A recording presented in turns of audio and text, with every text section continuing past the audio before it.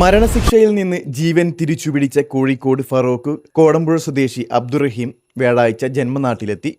2 പതിറ്റാണ്ടുകാലത്തെ നീണ്ട ജയിൽവാസത്തിന് ശേഷം രാവിലെ 7:35 എയർ ഇന്ത്യ എക്സ്പ്രസിൽ കരിപ്പൂരിൽ വിമാനമിറങ്ങി. വിമാനത്താവളത്തിൽ നിന്ന് പുറത്തിറങ്ങിയ ശേഷം അദ്ദേഹം എല്ലാവരോടും നന്ദി പറഞ്ഞു. പൊട്ടിക്കരഞ്ഞുകൊണ്ടാണ് അദ്ദേഹം പ്രതികരിച്ചത്.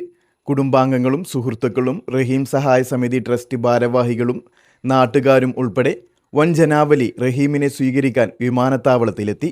ലോകമെമ്പാടുമുള്ള മലയാളി സമൂഹത്തിൻ്റെ കാരുണ്യത്തിലും ഒത്തൊരുമയിലുമാണ് ഉമ്മയുടെയും കുടുംബത്തിൻ്റെയും കാത്തിരിപ്പിലേക്ക് റഹീം മടങ്ങിയെത്തുന്നത്.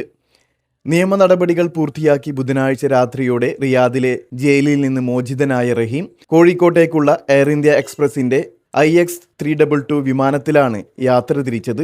റഹീമിൻ്റെ കുടുംബത്തിൻ്റെ പവർ ഓഫ് അറ്റോർണിയായ സിദ്ദിഖ് തുവ്വൂരും കുടുംബവും യാത്രയിൽ അദ്ദേഹത്തെ അനുഗമിച്ചിരുന്നു. ഇക്കഴിഞ്ഞ മെയ് 26-നാണ് റഹീമിൻ്റെ മോചന ഉത്തരവ് ഇറങ്ങുകയും എക്സിറ്റ് വിസ ലഭ്യമാവുകയും ചെയ്തത്. ഇതോടെ സഹായ സമിതി നാട്ടിലേക്കുള്ള യാത്രാ നടപടികൾ വേഗത്തിലാക്കിയിരുന്നു. ബുധനാഴ്ച ഉച്ചയോടെ ജയിലിൽ നിന്നും നാടുകടത്തൽ സെല്ലിലേക്ക് മാറ്റിയ റഹീമിനെ രാത്രിയോടെ വിമാനത്താവളത്തിൽ എത്തിച്ച് വിരലടയാളം രേഖപ്പെടുത്തൽ ഉൾപ്പെടെയുള്ള എമിഗ്രേഷൻ നടപടികൾ ഏറെ വൈകി പൂർത്തിയാക്കിയ ശേഷമാണ് വിമാനത്തിൽ കയറ്റിയത്. റിയാദ് അൽഖർജ് റോഡിലെ ഇസ്കാൻ ജയിലിലായിരുന്ന റഹീം സൗദി ബാലൻ മരിച്ച കേസിൽ 20 വർഷത്തെ ശിക്ഷാകാലാവധി പൂർത്തിയാക്കിയാണ് മടങ്ങുന്നത്. 2006 നവംബറിൽ ഹൗസ് ഡ്രൈവർ വിസയിൽ റിയാദിൽ എത്തിയ റഹീം സ്പോൺസറുടെ ശാരീരിക ബുദ്ധിമുട്ടുകളുള്ള മകനെ പരിചരിക്കുന്നതിനിടയിലാണ് കേസിനാസ്പദമായ സംഭവമുണ്ടാകുന്നത്. വാഹനത്തിൽ വെച്ച് കുട്ടി അക്രമാസക്തനാകാൻ ശ്രമിച്ചപ്പോൾ തടയുന്നതിനിടെ അബദ്ധത്തിൽ കൈതട്ടി കുട്ടിയുടെ കഴുത്തിൽ ഘടിപ്പിച്ചിരുന്ന മെഡിക്കൽ ഉപകരണം തകരാറിലാകുകയും ശ്വാസതടസ്സം മൂലം കുട്ടി മരണപ്പെടുകയുമായിരുന്നു.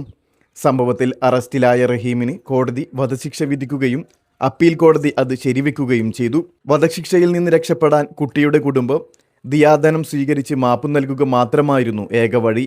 തുടക്കത്തിൽ വിധി നടപ്പാക്കണമെന്ന നിലപാടിലായിരുന്ന കുട്ടിയുടെ കുടുംബവുമായി റിയാദ് പൊതുസമൂഹത്തിൻ്റെ പിന്തുണയോടെ ഇന്ത്യൻ എംബസി ഉദ്യോഗസ്ഥരും പൊതുപ്രവർത്തകരും നിരന്തരം ചർച്ചകൾ നടത്തി. ഇതിനിടെ സുപ്രീം കോടതിയിൽ നിന്ന് താൽക്കാലിക സ്റ്റേ സമ്പാദിച്ചെങ്കിലും അത് നീക്കാൻ വാദിഭാഗം ആവശ്യപ്പെട്ടതോടെ റഹീമിൻ്റെ ജീവൻ വീണ്ടും അപകടത്തിലായി. എന്നാൽ കമ്മിറ്റി ശ്രമങ്ങൾ തുടരുകയും ഒടുവിൽ 15 മില്യൺ സൗദി റിയാൽ ഏകദേശം 34 കോടിയിലേറെ ഇന്ത്യൻ രൂപ വരുന്ന യാതനമായി നൽകിയാൽ മാപ്പ് നൽകാമെന്ന് കുട്ടിയുടെ കുടുംബം സമ്മതിക്കുകയായിരുന്നു. ഇത്രയും വലിയ തുക സമയബന്ധിതമായി കണ്ടെത്തുക അസാധ്യമെന്ന് തോന്നിച്ചെങ്കിലും ആഗോള മലയാളി സമൂഹം ഒത്തൊരുമയോടെ കൈകോർത്തതോടെയാണ് ലോകത്തെ തന്നെ അത്ഭുതപ്പെടുത്തിയ മഹാദൗത്യം വിജയത്തിലെത്തിയത്.